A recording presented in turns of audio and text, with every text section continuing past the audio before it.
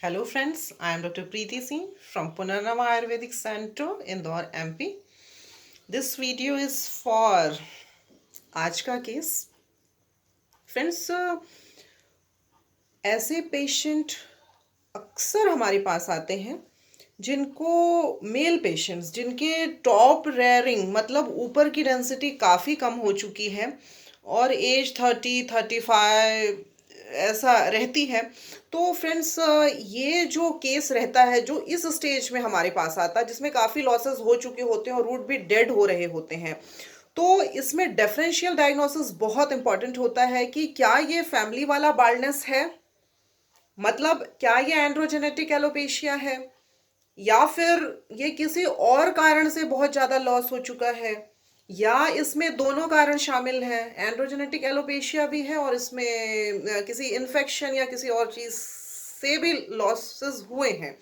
तो फ्रेंड्स, ऐसे केसेस में सबसे पहले आपको ये ध्यान देना है कि जो फैमिली वाला बाल्डनेस होता है ये केवल आपको अपने फादर की साइड से मिल सकता है. बहुत से पेशेंट मुझे ऐसा कहते हैं मेरी मदर के ब्रदर में बाल्डनेस है, मेरी नाना जी में बाल्डनेस थी. तो इस तरह से आपकी मदर की तरफ से किसी भी बेटे को बाल्डनेस नहीं मिल सकती है जेनेटिक वाली, राइट. तो ऐसे केसेस में यही पॉसिबिलिटी बनती है कि या तो आपकी लास्ट जनरेशन में आपके फादर में, फादर के किसी और ब्रदर में, आपके दादाजी में बाल्डनेस हो. और अगर ऐसा नहीं है तो एक तो आपकी ये बाल्डनेस आपको मदर की तरफ से नहीं मिल सकती है. दूसरी चीज ये ध्यान रखना है कि जो फैमिली वाली बाल्डनेस होती है उसमें हेयर लाइन पीछे जाना 16 की एज से ही समझ में आने लगता है.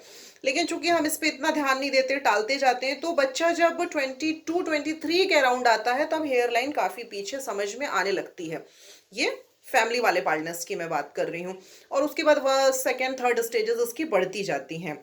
ठीक है, अब हो सकता है कि एंड्रोजेनेटिक के साथ अगर फंगल इन्फेक्शन हो जाए तो लॉसेस फास्ट हो जाएंगे, जो डबल ट्रबल मैं आपको अक्सर बताती हूँ.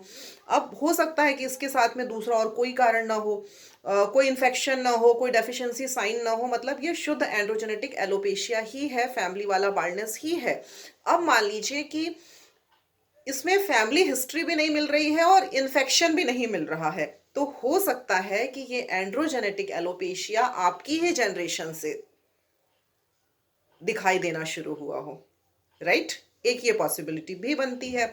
और अदरवाइज अगर आपको ऐसा लगता है कि मेरे एज 30 की एज से अचानक जाने लगे मेरे हेयर और 35-6-7 तक बहुत ज़्यादा हेयर चले गए और आपको बाल्डनेस की कोई हिस्ट्री भी नहीं है, और अगर हिस्ट्री होती भी तो और अर्ली जाना शुरू हो जाते, और कोई इन्फेक्शन का साइन भी नहीं है, तो ऐसे में हमेशा ध्यान रखें कि अदर फैक्टर्स हो सकते हैं.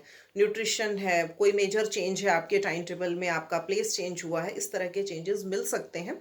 अदरवाइज अगर 30-35 के अराउंड अचानक ऐसी बाल्डनेस दिख रही है मेल पेशेंट में तो इन्फेक्शन के ज़्यादा चांसेस होते हैं. ठीक है, तो इन सब चीज़ों का ध्यान रखें. इन सब बारे में फ्रिक्वेंटली आप कमेंट सेक्शन में भी मुझसे क्वेश्चन पूछते हो और जब मुझे कांटेक्ट करते हो तब भी ऐसे क्वेश्चंस अक्सर आते हैं. Thank you.